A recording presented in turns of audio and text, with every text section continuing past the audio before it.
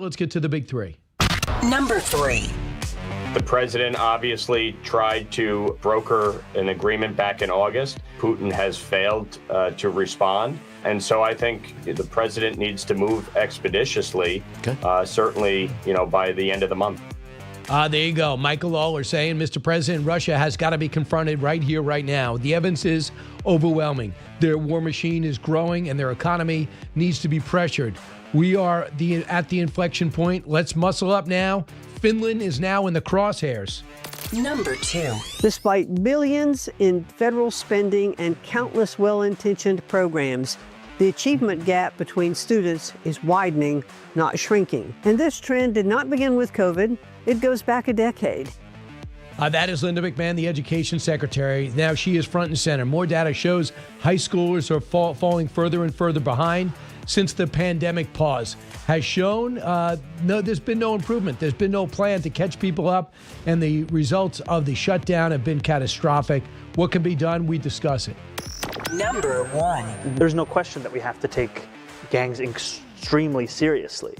Yet I find that a database that includes New Yorkers on such bases is one that doesn't actually do exactly that. What he is so over his head, it is unexplainable. The American people think crime is a problem in the big cities. Republicans are taking action on it, but Dems remain on the sideline. I don't get it. When will the woke wake up? We're going to bring you the blue city problem that Dems cannot see.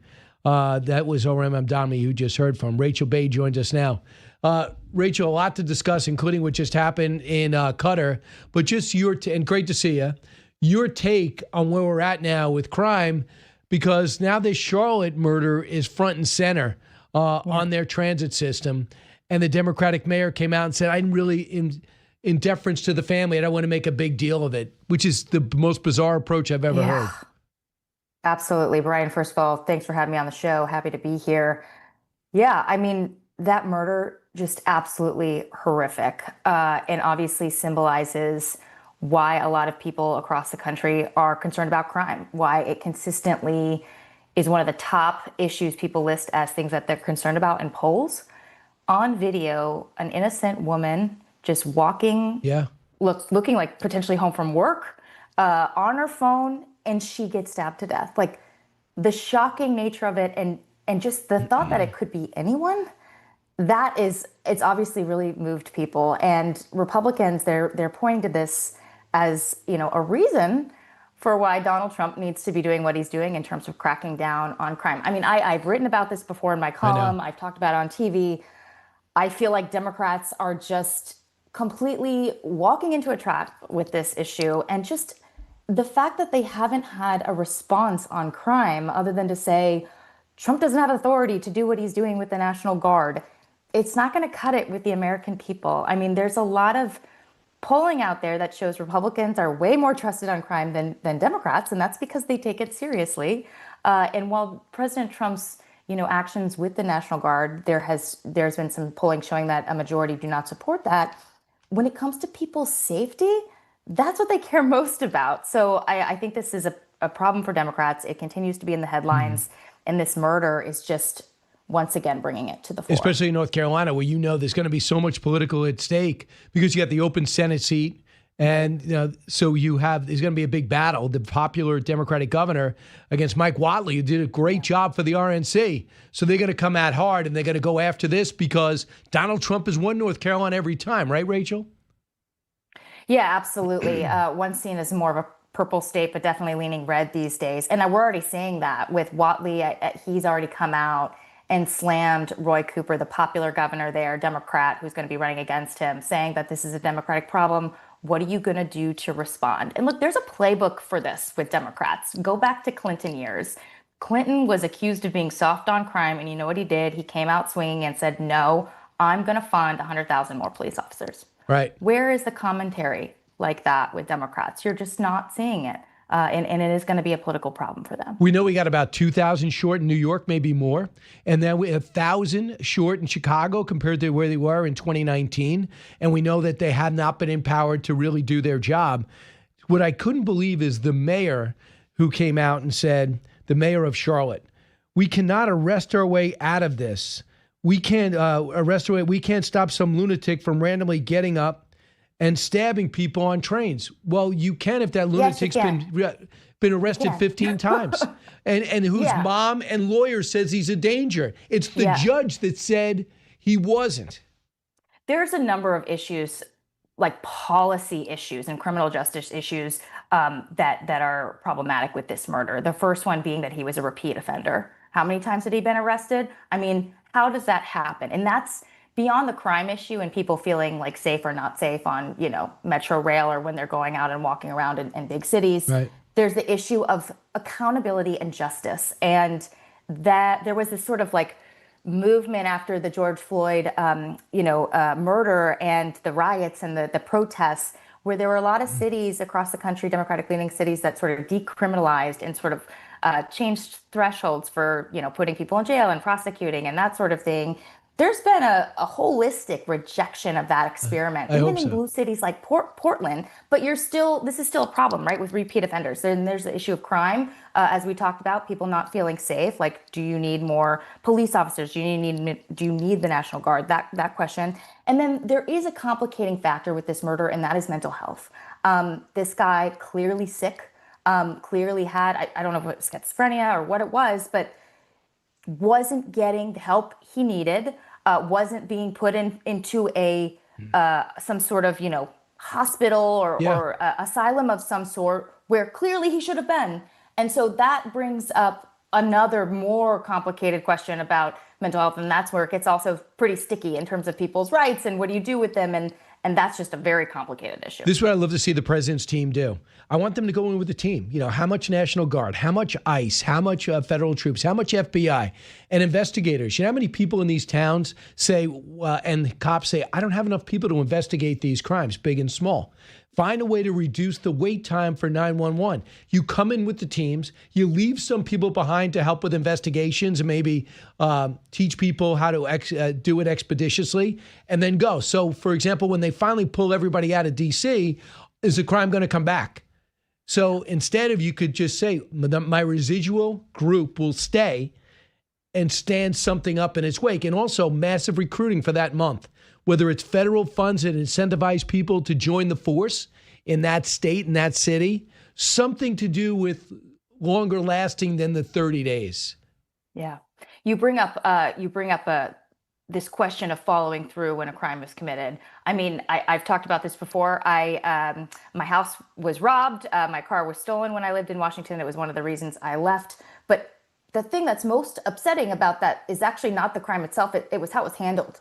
We were told right away, my husband and I, my fiance and I, that there wasn't going to be anyone arrested. Like, we shouldn't count on it. And this was even after we realized that the person had stolen a device that was my husband's, and he had entered in a phone number and an emoji and a name, and we had the name and the phone number that had come up on my husband's phone, like through the cloud or something. We'd given that to the cops. We had said, look, this guy is putting stuff in his phone. We have it. Go find that person. Go find that number. Have no idea if they ever did it. No, never got any follow-up. It's that sort of stuff that people really care about. And clearly in cities like DC, it's just not happening. So, Rachel, in one of your columns, you wrote about this story about Scott Bessent going at it in Georgetown with Bill Pulte, who he wanted to physically fight him because he allegedly was bad-mouthing Bessent to President Trump. You expand on this very specifically, and you got very few people pushing back on it. I didn't see anybody push back on it. This happened. Absolutely, it happened. I mean, the only thing sort of people on both sides of this fight disagreed on was who started it. Did Bill Pulte, the housing finance chief, come up and start talking to the Treasury Secretary, or was it vice versa? I mean, look, this was a long time coming, it seems like. I mean, back in May, President Trump tweeted that these two guys were supposed to be working together to privatize Fannie Mae, Freddie Mac, the mortgage giants. And yet there's been this sort of fight brewing between them, both in terms of personality, in terms of turf, and then in terms of who's talking about who behind their back. I mean, they're very different types of, top Trump officials. Bessent sort of seen as very cautious. He has warned President Trump against firing Jay Powell, the Fed chair, because he worries it could destabilize markets. You've got Pulte, who's on the opposite side, super pugnacious, tweeting hundreds of times against Jay Powell, saying he's got to go, drafting a firing letter for Donald Trump to say, like, if you want to fire him, here you go. So opposite ends on that. And then, you know, Bessent, I'm told from people close to him, has sort of felt that Pulte was sort of using his sort of newfound fame with the White House and with the MAGA movement that he has right now to try to weigh in on issues that are very much in Bessent's turf. And Bessent doesn't like that. And Pulte has felt like Bessent is being dismissive of him. But I think the final straw before Bessent went up and threatened to punch Pulte in the face at this private cocktail hour the other day was that he had heard from people that Pulte had been bad-mouthing him to Trump, and he wasn't about to act like, oh, nothing's wrong, we're just going to chit-chat at this cocktail party. He was going to address it to his face. I mean, I don't have to tell you that it wasn't too long ago when Howard Lutnick tried to become Treasury Secretary with the backing of Elon Musk. And that Scott Bessent had to go there and go back and push back and fight for that job. And maybe that distrust has never repaired itself. Yeah, I can tell you've been talking to people in the show before, but there, Brian, you're right. There's another complicating factor that's very inside baseball, but Bill Pulte is very close with Howard Lutnick. And that sort of rivalry between the Commerce Secretary and the Treasury Secretary, who were sort of duking it out during the transition to try to get that Treasury job, it's just continued to fester. And so, you know, in terms of them working together, there's just this layer of distrust that continues to sort of cause issues in terms of when they're trying to work together. But just to put a finer point on what happened in terms of this brawl or this threat, I mean, this was a huge opening night for a new nightclub in Washington, D.C. for sort of the MAGA rich and famous, owned by Don Jr., Omid Malik, who is very close to Don Jr. and a wealthy businessman and financer who's close with Donald Trump. Everybody, it was like the who's who of Trump world who was there. Cabinet officials, top aides, like the most powerful CEOs, and you know, everybody's just having a grand old time chit-chatting, and then this starts to happen. And the club owner, Malik, actually had to try to separate them. He ended up separating them. And at one point, Bessent said to him, you need to decide, it's me or Pulte who's going to stay. And then he looks at Pulte and says, or do you want to go outside? And Pulte's like, to talk? And he's like, no, I'm going to beat your beep. So, like, it was an ugly fight at, like, the most sought after dinner invitation in town. So quite the gossip here in Washington. And the Treasury Secretary also, didn't he push Elon Musk into the wall? I don't know if that ever got physical. I know there was reporting in April, obviously, about, you know, the two of them almost coming to blows right outside the Oval Office, such that President Trump actually heard the altercation. Right. And that also, by the way, was about a turf war, right? It was about who was choosing to be the acting IRS commissioner. And IRS is under Treasury's jurisdiction. And yet, you know, Elon had sort of found a way to convince President Trump to pick a guy that he was backing over a guy that Bessent was backing. Now, Bessent won that fight. Right. And I don't mean the physical fight. He actually got his guy in at Treasury or at the IRS. But, you know, it's just so funny because he comes across as so, like, measured and soothing on television, and yet the man has some sharp elbows and a temper. Rachael Bade, our guest, and my last question to you, Rachael, is your reporting. Does it show that he's being he's well respected on both sides, the Treasury Secretary? He seems to be a voice of calm, even for Democrats, rather hear from him mostly. I know he does very well in the Sunday shows. Oh, yeah. I think there's no doubt that in terms of if you pick who Democrats would say they're most comfortable with, he's one of them, and not just them. I mean, like it's Wall Street, it's business CEOs, it's more traditional Republicans on Capitol Hill.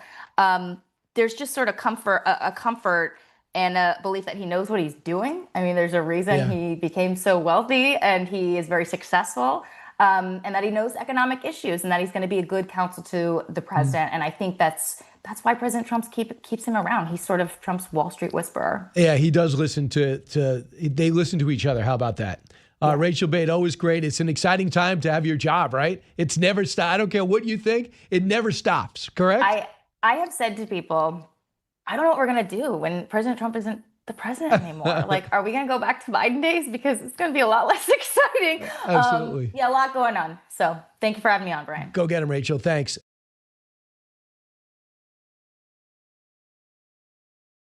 One of the big things the president talked about is no tax on tips and no tax on Social Security. To a degree, he delivered on both. And with me right now is Frank Bisignano. He is the Social Security Commissioner, and with us in studio. Commissioner, so great to see you. Good to see you. Yeah, you can take a seat. Yeah. Thanks for having me. First off, with your job right now, when people say no tax on Social Security, you couldn't do that. That's unconstitutional because it comes out. But what you're doing is giving people a tax break when their tax comes in. Can you explain that? $6,000. Really, 88% of Social Security recipients will benefit from that. It puts money in their pocket at tax time, and really, it's the president's way to meet what he committed help seniors. To. Yeah. You also have different ways to get this money. You want people to direct deposit if they're not doing it right now, correct? We have 99+% of people receiving direct deposit. We're on the elimination of the last few 100,000 checks, and we're working closely. Obviously, if somebody has no other way but a check, they will receive it. But most of the people we can see can get it through direct deposit. So we'll be eliminating. What are you doing about that salt mine that's storing all the records? Well, we're digitizing the whole agency from front to back. And so, many of those have already been digitized, and it will be completely, eliminated. They would just back up, or you've already done it? Yeah, we're in the process. What did Doge do for you guys? Well, how did it help? How did it hurt? Doge, I've said from the start, I've run my whole career on improving quality, improving efficiency, delivering service, and better returns. So I come in with a efficiency mentality, and I have, there's no longer Doge, everyone's an SSA employee, but I have people that started with the Doge movement. I have a great engineer who was in my office yesterday who had been one of the first applicants. And so I find the technical... Doge applicants? Yes. Oh, okay. Yeah. And now you convert them to your department. Yeah, they're all SSA employees. They're strictly engineers. We're on a digital first journey, and we have a commitment to have 200 million Americans have a My Social Security account. So what would that do? Well, what that will do is eliminate a lot of the work people have to do on the phones or in the field offices. We do 1.5 million transactions via the web right now. 75 million Americans have a My Social Security account. We want to take that to 200 million Americans, and that journey will happen in a year. And what that actually does is allow 1/3 of the people who come in the field office need a replacement card. They could do it online in this manner. Wow. And they can do their whole process online with just a few exceptions. We will always have field offices. What did you find when you walked in there?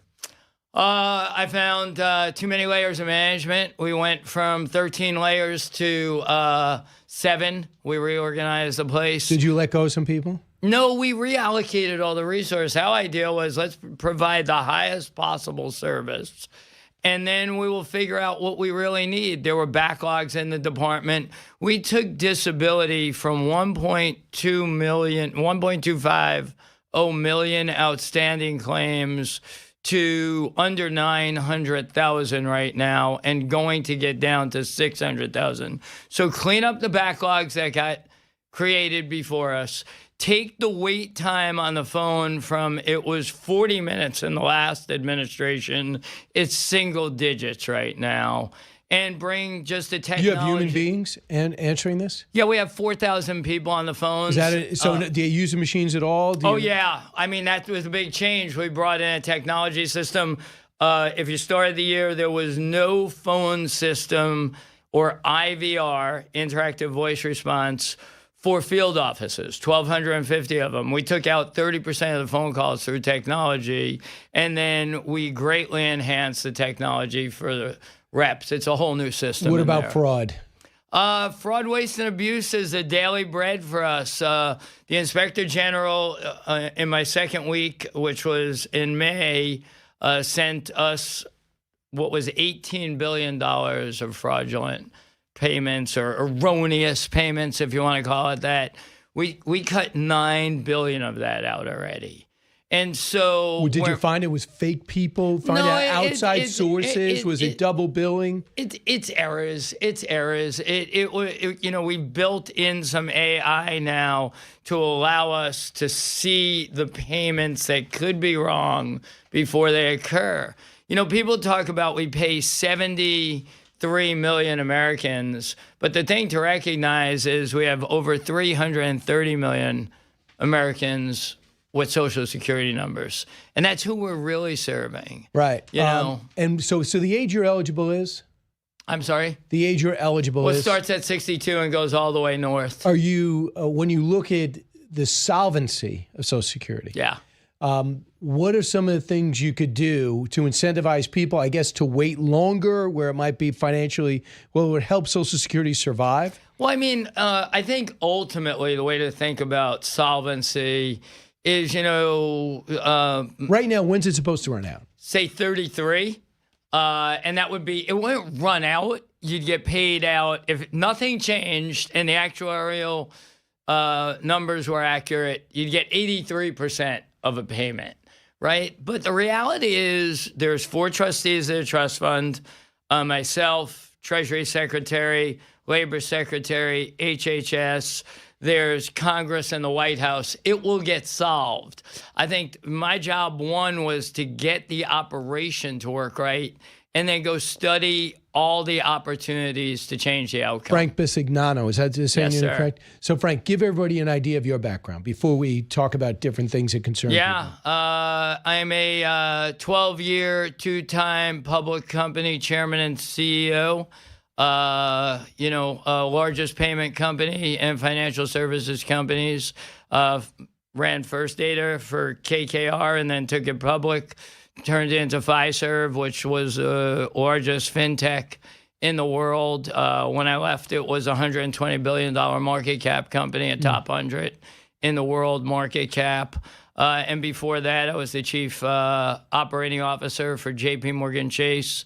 Reporting to Jamie Dimon, who I worked with for over 20 years. So this for you is pure service? Yeah, 100%. My dad spent 44 years in federal government. He would be ICE today. It was in Treasury back when he did it.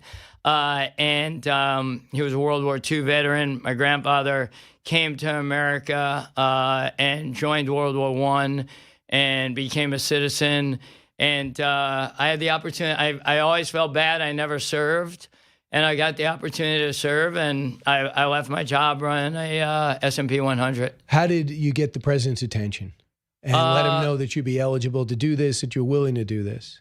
Howard Lutnick called me. Howard and I are both 9/11 veterans, both founders of the memorial. He knew my technical expertise. He knew my operating capability and said, would you come talk to the president about running Social Security? What did he say when you went up there?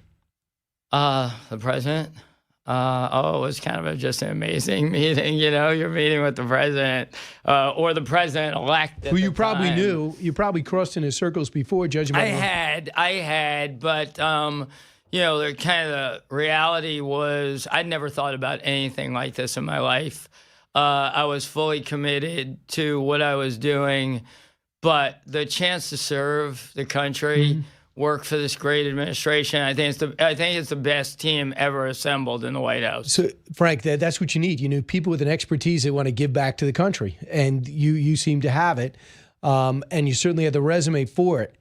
But can you describe what you noticed from the private sector to the public sector? For example, you're with people that are motivated. Yeah, they want to be successful. Got it. But finance is the main reason. If I'm successful, I'm going to make a lot of money. My family's going to be able to go on great vacations, get bigger houses. I'll be able to help out my extended family. I get it. So how do you get that same incentives to people that are probably not going to be wealthy off the salary that they make? No, I think I see it with the engineer who was in my office yesterday.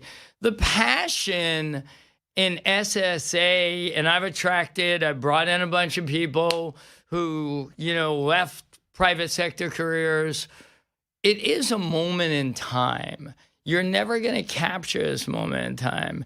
And then we have fabulous, what we call career employees who really do it for public service. So you seeing what percentage? Because you didn't know what you were walking into. No, and of course, diversity comes in all shapes and sizes, meaning people who want to crush it at Social Security and been there forever and see this opportunity. And then there's other people you have to drag along. Because some of it, like my image would be, you're going 100 miles an hour, you're competing against the most successful, brightest, motivated people in the world, and then you walk in and it's motor vehicle. And you notice how miserable the people are in motor vehicle. When you get somebody that's actually motivated with a smile, you can't believe what you see. Did you see motor vehicle? I've been in a field office every week. Our field office personnel are off the charts. The management. Good.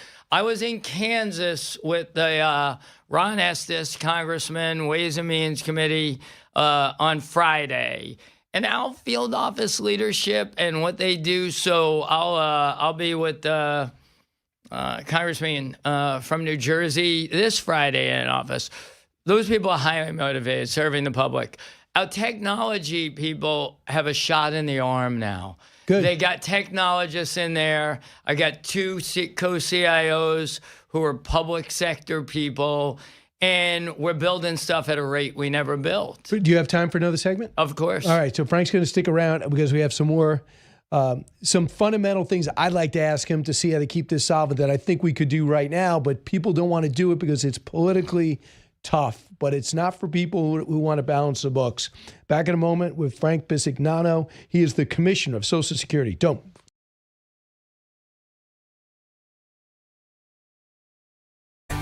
So Frank Bisignano is with us right now. He's the Social Security Commissioner, probably one of the most important jobs. And what we have to do is, no matter who the next president is, you got to fix Social Security. But it's a political hot potato. I know you're from the business world. You probably don't want to get into that, but you have to. Yeah. Because we are living longer, number one, and you cap the amount you take out from people at $175,000.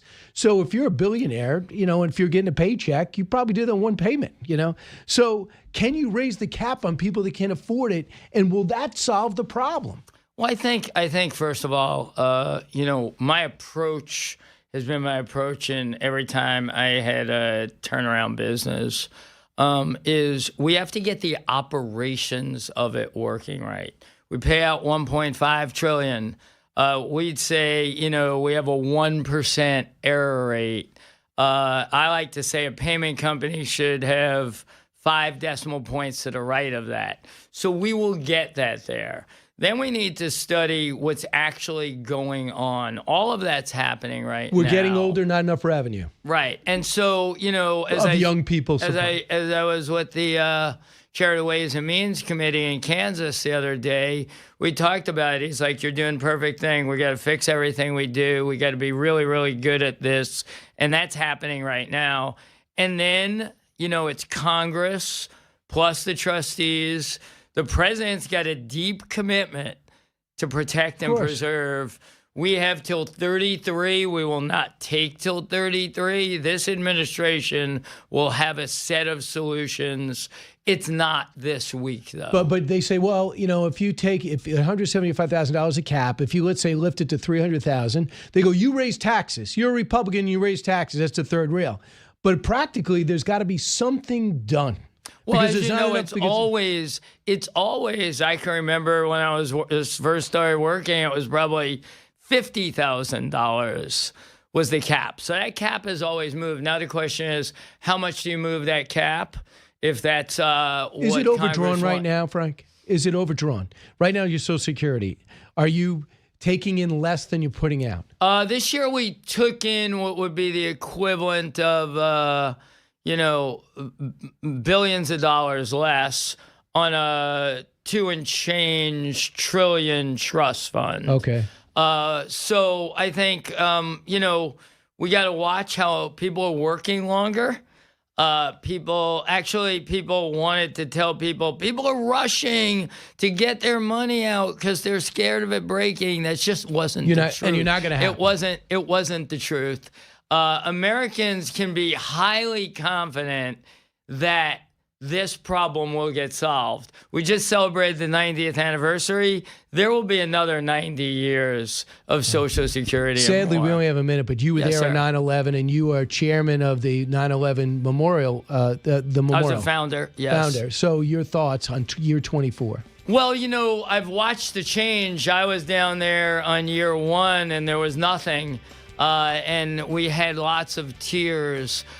First of all, I watched 2 planes hit 2 buildings. It was unbelievably hard. And you know what, Frank? I want to see if I can get you back Thursday. I know you're going to be in the city. Happy to. That'd be great. Frank, thanks for all you do. Thank you.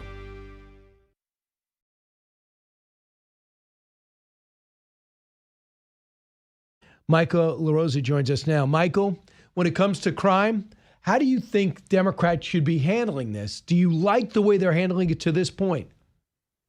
I don't. I was reading the reaction or the statement made by Governor Stein, who I really like, but it lacked the outrage and emotion that I would just expect from like a human being level, right? So they're setting up a great paradox for the midterms if Republicans are smart, and I don't know if they are, but they're setting up a really good paradox showing that Democrats put criminals out on the street. You're seeing that with the concern that some of DOJ had on the people that President Biden, my former boss, granted clemency to or let free.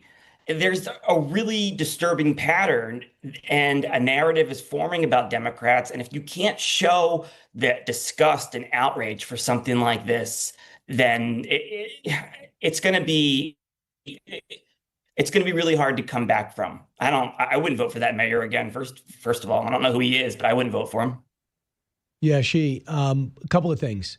In Republican states, you have Republican Governor Landry says, I'm going to start sending in state troopers into New Orleans and Baton Rouge, problematic areas. And then the same thing with Missouri, same thing with Mississippi, same thing with the same thing they're doing in Texas. They're going to send them into Houston. So in one way, I love what Gavin Newsom's doing, and I love what Wes Moore's doing. Wes Moore goes, I'm going to stay in state police. The mayor of Baltimore is now requesting state police to help out. The narrative he's saying is crime's getting better. But obviously, they're the third leading city on a list they don't want to be on top of, and that's murder. Number 1 is Chicago. Baltimore's third. So the state's taking action. Aren't they, in taking action, acknowledging that Trump's right? Absolutely. Absolutely. I think this particular part of the argument is, where there's a lot of disagreement, even amongst Democrats. Like I personally being in DC, I could care less if the National Guard is there. I could care less. And as the mayor said, it's working. So, but the president has so much more federal latitude in Washington, DC. Yeah. Now the troops themselves, I think I'm a Clinton Democrat, so I would prefer us hiring more cops, and I would like Democrats to say we need to hire more cops. I would love to see Democrats in the minority right now offer up hiring legislation or cops on the streets legislation to start help improving the image we have about being soft on crime and things like that. But I don't see any of it. So I don't know. Look, troops won't solve the problem. At the same time, goes back to sort of what the brilliant strategist and news executive once said, Roger Ailes. People don't always necessarily want to be informed or overwhelmed with stats, but they do want to feel informed. And in this case, people want to feel protected.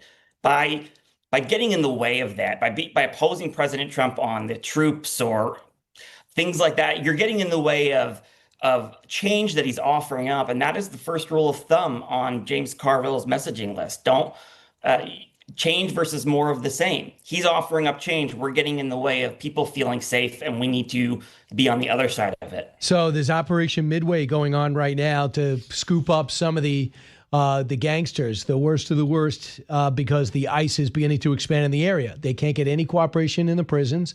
They can't get any cooperations with the cops. Even if they wanted to, they're forbidden to do it. It's a sanctuary city. But what they're doing is they're going for gang members.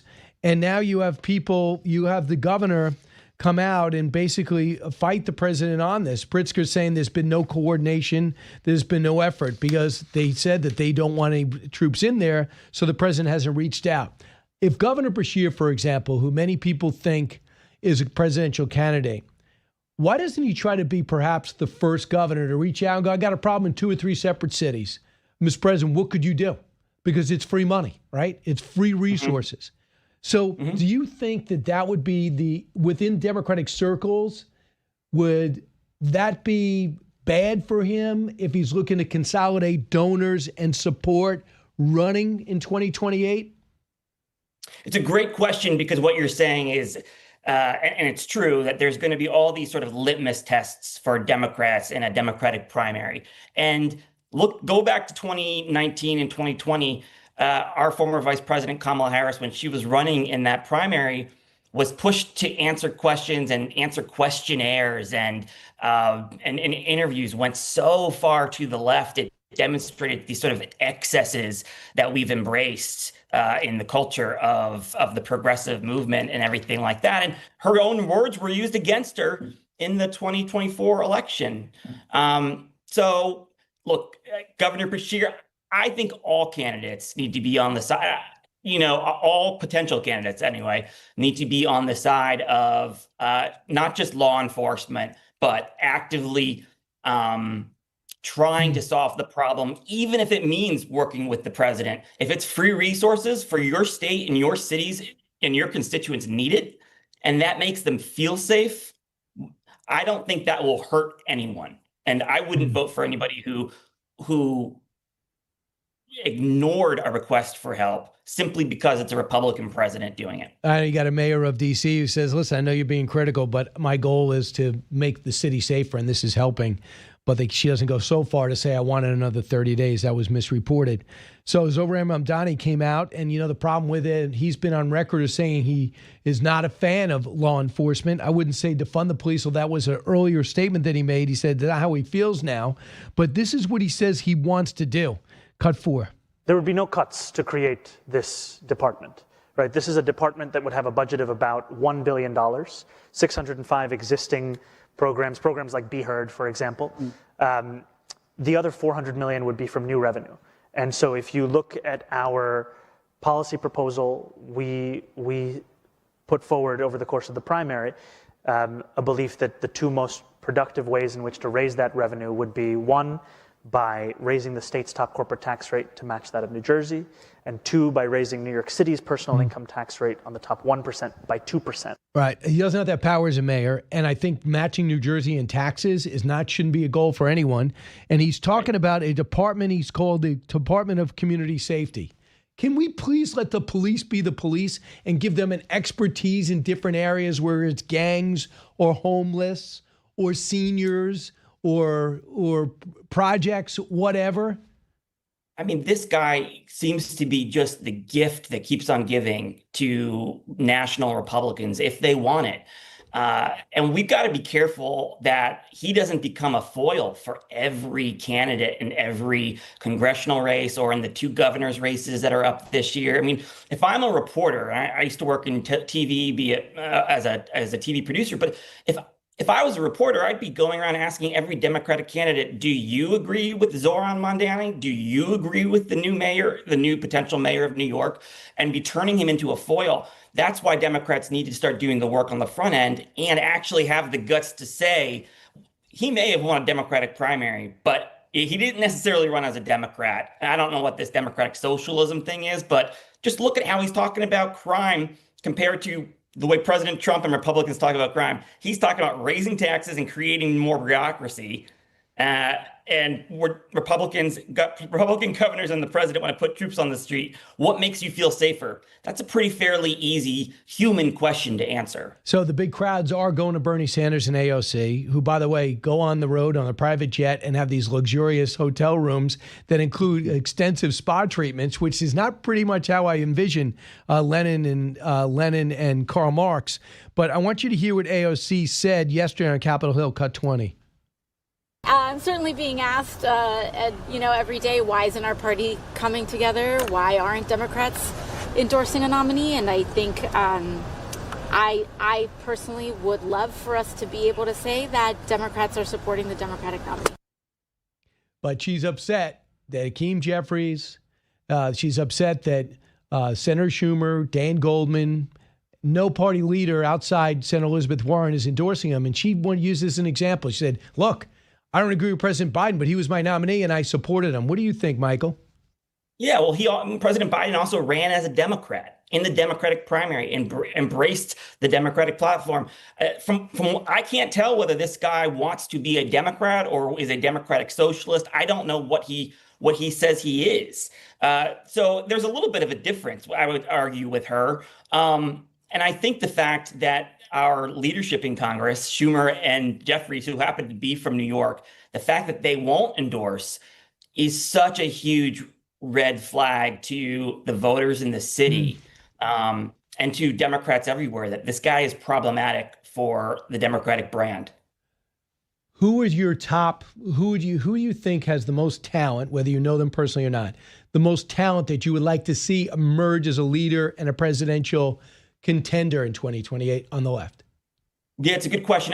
There's a couple of people I like. I think Newsom, I know he gets a lot of the chatter, but what he's doing is very it's good for the party. He's running into the fire as opposed to running away from it. He's running towards the news. He's running towards the things people are talking about. I think that's a good step in what Democrats need to start doing. And he's aggressive. He's not willing to, he's willing to go to uncomfortable places. He'll go to talk to anybody. And that's important to me in our next candidate. I don't want another candidate who ducks in covers and hides from the tough questions. I saw an interview you did with a former colleague of mine earlier today, I think, about the governor's race in Virginia and how she's not answering the question, or how she's not answering the question on whether boys should compete in girls' sports. It is not that hard. It is not that hard to answer the question. And by saying you want to keep politics out of schools, that's a rhetorical device that Democrats, I'm telling you, if they need to move away from it. It's a bad habit that we've gotten into when we want to duck and cover from these sensitive issues. Even the trans member of Congress, Sarah McBride, said, give people space and grace. If they're not there, they're not there. That's okay. These elections are. I asked Jason Crow, who's it seems like a great guy, great American, fights wars. I just said, Jason, you also agree that there shouldn't be guys in girls' sports, trans guys in girls' sports. And he said, it rarely happens. What do you mean it rarely happens? But it happens. And it happens again. It's happening in the Olympics. Just answer the question. Yeah. Of course you know that it should not be allowed because it's not fair to the girls, not to Republicans or Democrats. It's not fair to the women.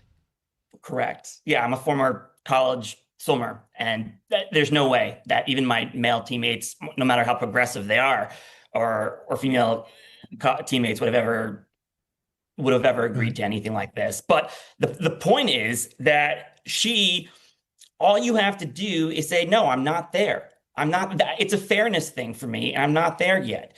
And that's going to be really hurtful to Democrats if they keep ducking and cover from these issues.